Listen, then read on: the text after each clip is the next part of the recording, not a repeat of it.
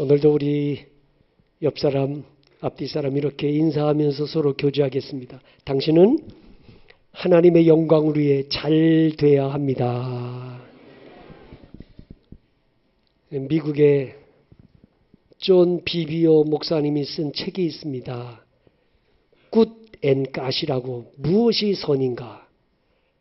그 책 속에 이런 내용이 나와요. 1980년대 유명한 텔레비전 설교자였던 어느 목사님이 간통죄, 사기죄로 고소가 돼서 수감되어 있게 됐습니다. 그래서 이 비비오 목사님이 그 목사님을 찾아가서 면회 신청을 합니다. 그리고 그 비비오 목사님이 그 수감되어 있는 목사님과 상담을 하면서 이 수감되어 있던 목사님이 존 비비오 목사님에게 이렇게 말하는 거예요. 존, 저를 이 교도소에 오게 한 것은 하나님의 심판이 아니었습니다. 그건 하나님의 자비였습니다.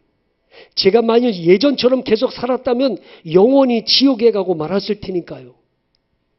이 말에 존 비비오 목사님은 그의 솔직함과 겸손함에 감동을 받았습니다. 그리고 존 비비오 목사님이 아주 솔직하게 이렇게 물어봤어요. 당신은 사역할 때 예수님을 무척 사랑했고 하나님을 향한 열정이 매우 뜨거운 것으로 알고 있습니다. 어쩌다가 그런 열정을 잃어버리게 됐습니까? 언제부터 예수님에 대한 사랑을 잃어버렸습니까? 그러자 그는 이렇게 말합니다. 저는 단 한 번도 예수님에 대한 사랑을 잃어본 적이 없습니다. 비비오 목사는 깜짝 놀랐습니다. 죄를 짓고 수감된 목사가 어찌 그런 말을 할 수 있단 말인가 생각하면서 다시 물었어요. 그게 무슨 뜻입니까? 당신은 지금 간통죄로 사기죄로 지금 감옥에 수감되어 있지 않습니까? 어떻게 그런 상황에서 예수님에 대한 사랑을 잃지 않았다고 말할 수 있습니까? 그러자 이 수감되어 있던 분이 존 비비오 목사님을 똑바로 쳐다보면서 이렇게 말하는 거예요. 존, 나는 그 일을 겪는 동안 늘 예수님을 사랑했습니다. 그 순간 비비오 목사님은 말문이 막혔어요. 머리에 혼란이 일어났습니다. 근데 그가 마지막으로 이렇게 말하는 거예요. 존, 나는 예수님을 사랑했어요. 하지만 그분을 두려워하지 않았습니다. 이게 정답이에요. 나는 예수님을 사랑했습니다. 하지만 그분을 두려워하지 않았습니다. 무엇을 말하는 것입니까? 여러분, 우리가 하나님을 사랑의 하나님으로만 알고 있지 하나님을 공의로우신 분이라는 걸 잊어버리고 사는 사람이 많습니다. 예수님의 십자가는 죄인을 향한 하나님의 뜨거운 사랑과 더불어 죄값을 반드시 치르게 하시는 공의의 하나님인 걸 명백히 보여주는 게 십자가입니다. 하나님은 온 인류의 죄를 말씀 한마디로 내가 너희 모든 죄를 사하노라 그리고 끝내시지 않았습니다. 하나님은 자기 아들을 내어주시기까지 우리를 구원하시는 사랑의 하나님일 뿐만 아니라 죄값은 사망이라고 하는 율법의 요구를 따라 우리 대신 예수님이 십자가에 죽으심으로 죄값을 지불하게 하시는 공의로우신 하나님이신 거예요. 하나님은 우리를 긍휼히 여기시는 사랑의 하나님이시지만 죄에 대해서는 엄격하게 책임을 물으시는 공의로우신 하나님이십니다. 그러므로 하나님을 사랑하는 걸 넘어서서 하나님 두려워할 줄 알아야 해요. 하나님을 가장 사랑하고 하나님을 가장 두려워한다는 걸 한마디로 묶어서 뭐라고 그래요? 경외라고 하는 거예요. 하나님을 경외하는 사람. 우리가 세상에 살면서 죄를 이기고 세상의 유혹을 이기려면 하나님 사랑하는 마음을 넘어서서 하나님 두려워할 줄 아는 사람이 되어야 돼요. 하나님이 내게서 얼굴을 돌리시면, 하나님이 내게서 성령을 거두시면, 하나님이 붙들고 있던 손을 놔버리면 내 인생 한순간에 와르르 무너져 내리는 내 인생 끝장난다 라는 두려움이 있을 때 죄악에 더 이상 머물러 있지 않게 될 것입니다. 여러분, 인생이 별거 아니잖아요. 하나님이 한번 불어버리면 그만둔 것도 한순간에 다 날아가 버리잖아요. 그렇게 건강하던 사람도 한순간에 호흡만 하고 있는 식물인간 되는 사람 얼마나 많아요? 인생이 별거 아니더라고요. 요셉이 보디발의 아내가 유혹할 때, 아니 권력으로 그를 압력을 가할 때 요셉이 그 앞에 굴복하지 않고 그 자리를 박차고 나가 유혹을 이길 수 있었던 것은 하나님을 두려워하는 마음이 있었기 때문이죠. 내 어찌 여호와께 득죄하리까? 보디발의 아내의 요구에 요셉이 순복하면 한순간 편안하고 잘 풀리는 것처럼 보일지 모르지만 결국에는 통 안에 눈물을 흘리며 탄식하게 될 걸 알기 때문에 요셉은 그 유혹을 이길 수 있었던 거예요. 여러분, 하나님 두려워할 줄 아는 사람이 돼야 돼요.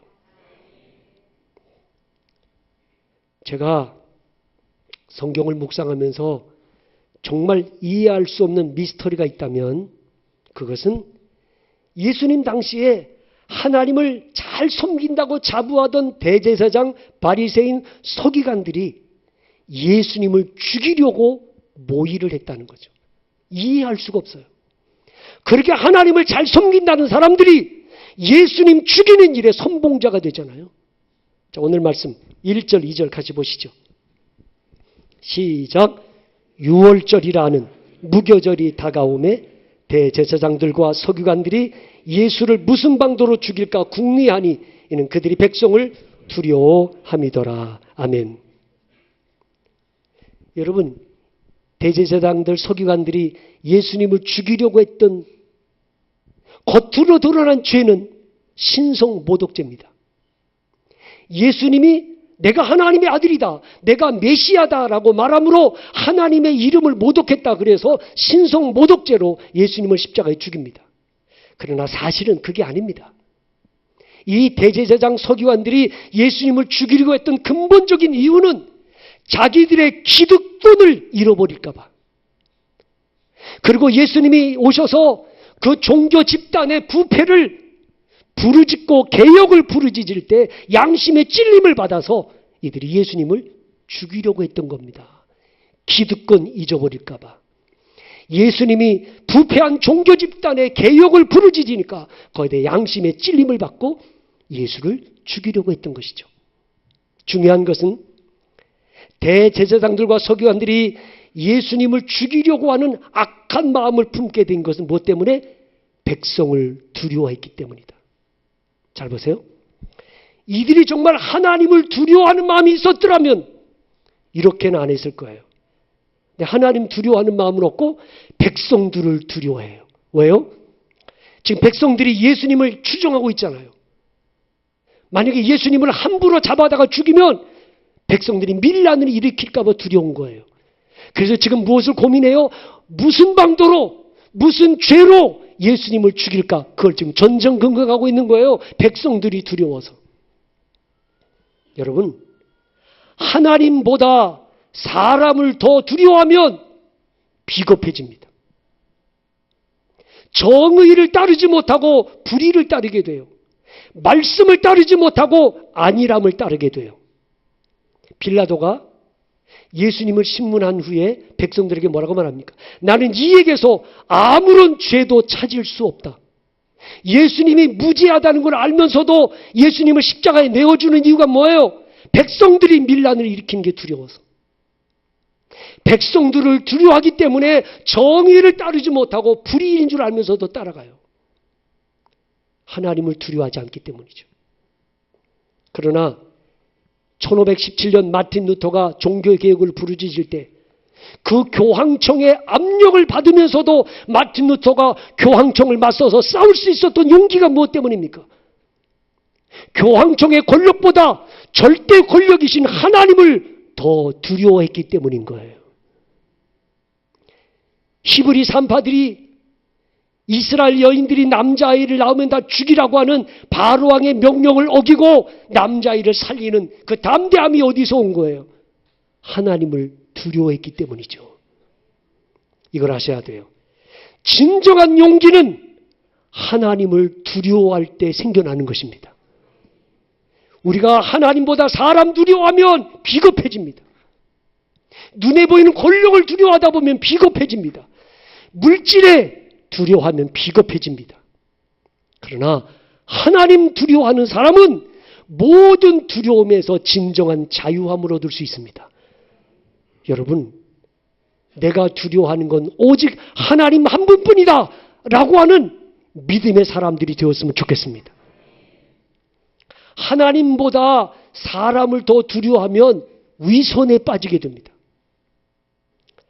대제사장들, 서기관들, 백성들이 볼 때는 아주 경건하고 하나님 잘 섬기는 사람처럼 보입니다. 그러나 실제적으로 그들은 양의 탈을 쓴 이리들입니다.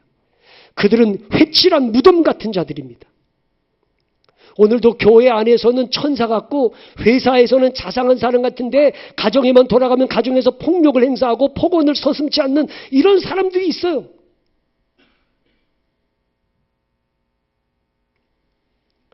제가 아는 한 여집사님이 저한테 그랬어요. 목사님, 저희 집에 교회 나가고 싶지 않아요. 왜요? 우리 교인이 아니에요. 타교인인데. 왜요? 저희 시어머니가 저희랑 같이 살고 있는데 시어머니가 같은 교회 권사님이시야. 교회 가면 얼마나 천사 같은지 교인들이 그 권사님 다 뭐 칭찬하고 그렇게 훌륭한 권사님이랑 같이 살면 얼마나 좋겠냐고 그러는데 집에만 오면 짓궂은 시어머니가 되는 거야. 집에만 오면 잔소리에다가 집에만 오면 완전히 얼굴이 바뀌고 정말 나 교회 나가고 싶지 않다. 그런 시어머니의 이중적인 모습을 보기 싫다. 오늘 이 자리에 그런 분 없을 줄 알아요. 교회에선 천사 같은데 집에만 가면 불독으로 변하는 거야. 여러분, 왜 그렇습니까? 이유가 뭡니까? 사람들이 보는 데서는 그렇게 잘하는 것처럼 보이는데 사람이 안 보이는 데서는 왜 그렇게 못된 모습을 보이는 거예요? 하나님 두려워하지 않기 때문이죠. 사람은 두려워하는데 하나님을 두려워하지 않기 때문에 그런 이중적인 위선적인 모습을 보이는 거 아닙니까? 여러분, 우리 모두가 누가 보든 안 보든 간에 하나님이 나를 보고 계시다는 불꽃 같은 하나님의 눈을 의식하면서 하나님 두려워하면서 두렵고 떨리는 마음으로 경건하게 구별된 하나님의 사람으로 살았으면 좋겠습니다. 우리가 하나님을 두려워하지 않으면 사단에게, 마귀에게 이용당하게 됩니다. 오늘 말씀 3절로 6절을 같이 보시죠. 시작. 12 중에 하나인 가룟인이라 부르는 유다에게 사단이 들어가니 이에 유다가 대제사장들과 성전경비대장들에게 가서 예수를 넘겨줄 방도를 의논하며 그들이 기뻐하여 돈을 주기로 언약하는지라 유다가 허락하고 예수를 무리가 없을 때 넘겨줄 기회를 찾더라. 아멘. 여러분, 내가 하나님 사랑하고 하나님을 두려워한다는 것은 내 마음에 하나님을 주인으로 모신다는 거예요. 내 마음에 하나님을 사랑하고 하나님을 두려워하는 마음이 없으면 내 마음은 텅 빈 마음이 돼버려요. 그렇기 때문에 사탄이 그 마음에 들어가는 거 아닙니까? 정말로 내 마음에 하나님을 사랑하고 하나님을 두려워하는 마음으로 가득 차 있다면 내 마음에는 하나님이 주인이신 거예요. 그러므로 사단이 내 마음에 얼씬도 할 수 없습니다. 가룟 유다는 하나님 사랑하고 하나님 두려워하는 마음이 없어요. 가룟 유다의 마음은 오직 돈을 사랑하고 예수님을 통해 권력이나 한 자리 얻어보겠다고 하는 야망으로 가득 찬 사람이에요. 예수님의 제자가 된 것은 예수님을 통해서 출세 한번 해보겠다고, 높은 자리 한번 얻어보겠다고 예수님을 따르고 있는데 3년이란 세월을 다녀보니까 예수님은 맨날 가난한 사람, 병든 사람, 죄인들과 같이 식사하면서 그들을 섬기면서 살아가는 모습을 보니 예수님을 죽도록 따라다녀봤자 내게 돌아올 게 없을 것 같아. 예수님에 대한 실망을 얻고 차라리 예수님을 팔아서 한미천 챙기는 게 낫겠다. 이렇게 생각한 가룟 유다는 대제사장들 찾아가서 내가 예수를 너에게 넘겨주겠다. 그리고 은 30냥 받아요. 여러분, 어떻게 이럴 수 있어요? 3년이나 함께 먹고 자고 생활한 자기의 스승을 돈 은 30냥에 팔아 넘깁니다. 도저히 있을 수 없는 일인데 있을 수 있어요. 사단이 그 마음에 들어가면. 여러분, 인면수심이라는 말 있죠? 인면수심. 얼굴은 사람인데 마음은 짐승 같은 거야. 우리 주변에 이런 사람 얼마나 많아요? 사람인데 그 마음엔 짐승만도 못한 거예요. 얼마 전에 기사를 봤더니 기사에 이런 기사가 실렸더만요. 저 여수경찰서에서 있었던 일인데 한 남성이 보험금 17억 5천만 원을 타기 위해서 47살 된 자기 아내를 차에 태워서 바다로 밀어넣은 거예요. 놀라지도 않으세요, 여러분들은? 이게 사람입니까? 보험금 17억 5천만 원 타겠다고요? 자기가 운전하고 가고 아내는 뒷좌석에 태웠어요. 그리고 가가지고 여수 바닷가로 가가지고 바닷가 턱에다가 딱 부딪혔어요. 그리고 자기는 내려요. 그리고 그 차를 바다로 밀어넣었어요. 아내를 그냥 산채로 바닷속에 수장시킨 거예요.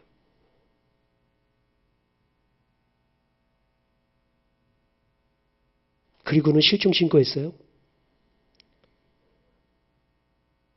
야, 이게 사람입니까? 돈 때문에 아내를 그냥 바닷속에 수장시키는 이게 어떻게 사람이에요? 그러나 이런 일들이 앞으로도 많이 일어날 거예요. 왜요? 그 마음에 사단이 들어가면, 악한 영이 들어가면, 마귀가 들어가면 얼마든지 그런 일이 일어나요. 자식이 부모를 죽이잖아요. 왜요? 돈 때문에. 부모에게 빨리 유산 물려달라고 하는데 부모가 유산을 안 물려주니까 부모를 죽여서 유산을 탈취하는 거예요. 이게 사람이냐고요? 있을 수 없는 일들인데 일어나요. 왜요? 그 마음에 악한 영이 들어가니까, 사단이 들어가니 사람으로서 할 수 없는 일을 하는 거예요. 여러분, 우리가 하나님을 경외하며 살아야 할 이유가 뭐예요? 내 마음에 하나님을 사랑하고 하나님을 두려워하는 마음을 가지고 산다면 악한 영들이 내 마음에 틈탈지 못하게 됩니다. 여러분, 사울왕을 보세요. 사울왕은요, 하나님 두려워하지 않아요, 그 사람. 사울왕은 오직 백성들의 인기, 백성들의 환호에 연연하던 사람 아닙니까? 그런데 어느 날 사울이 죽인 자는 천천히고 다윗이 죽인 자는 만만이로다라는 여인들의 노래소리를 듣고 심기가 불편해졌습니다. 밤잠을 못 자고 괴로워합니다. 왜? 이러다가 저 다윗이란 놈이 이 왕의 자리 차지하고 나를 죽여버릴지도 몰라. 그러기 전에 내가 다윗을 먼저 죽여버려야지. 이렇게 생각합니다. 그리고 사울이 다윗을 죽이려고 해요. 왜 그래요? 하나님을 두려워하는 마음은 없고 백성들이 두려운 거예요. 백성들이. 다윗이 누굽니까? 다윗이 블레셋에서 유다를 구원한 민족의 영웅이요. 나아가서 사울 왕의 맞사위입니다. 사위. 사위인데도 그를 죽이려고 하잖아요. 왜요? 하나님 두려워하는 마음이 없어요. 권력이 하나님께로부터 주어지는 거라는 믿음이 있다면 백성들을 두려워할 이유가 뭐가 있어요? 여러분, 자꾸만 시기 질투하고 다른 사람에 대해서 경쟁심을 느끼고 저 사람이 없어져야 내가 올라갈 것 같고 그런 생각하지 마세요. 하나님이 나를 붙드시고 하나님이 나를 세우고자 하면 누가 있어서 안 되는 게 아니고 어떤 사람이 있더라도 하나님이 나를 높여주시고자 하면 나를 세워줄 수 있는 분이 하나님이세요. 그러므로 하나님 두려워하는 사람이 될지언정 사람을 두려워하고 사람 시기 질투하고 사람을 갖다가 대적하고 그러지 마세요.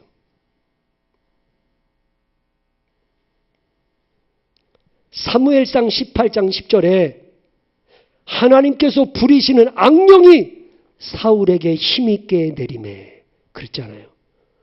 왜 악령이 사울 왕의 마음이 들어갑니까? 그 마음이 비어 있잖아요. 텅 비어 있어요. 그 마음에 하나님이 계셨더라면 어떻게 악령이 그 마음에 들어갈 수 있어요? 나는 여러분들 마음속에 하나님을 경외하는 마음으로 가득 차기를 바랍니다. 악한 영들이 내 마음이 틈타지 못하도록 하나님을 경외하는 마음으로 가득해야지. 내가 하나님 사랑하고 하나님 두려워하는 마음이 있어야지. 두려워할 자를 두려워하는 사람이 되세요. 눈에 보이는 사람 두려워하지 마시고 상황 두려워하지 말고 정말 하나님 두려워하는 사람이 돼야지.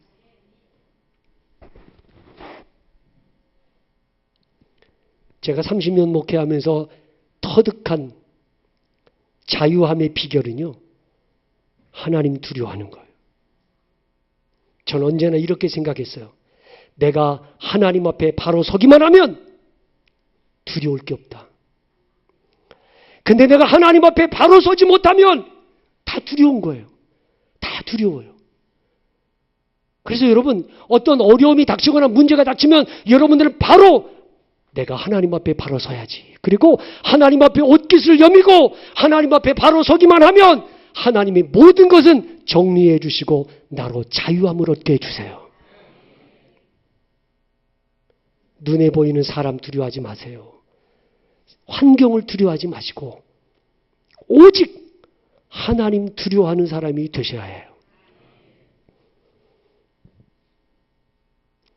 한 주간도 여러분, 우리 하나님 두려워하면서 용기 있는 사람으로 사십시다.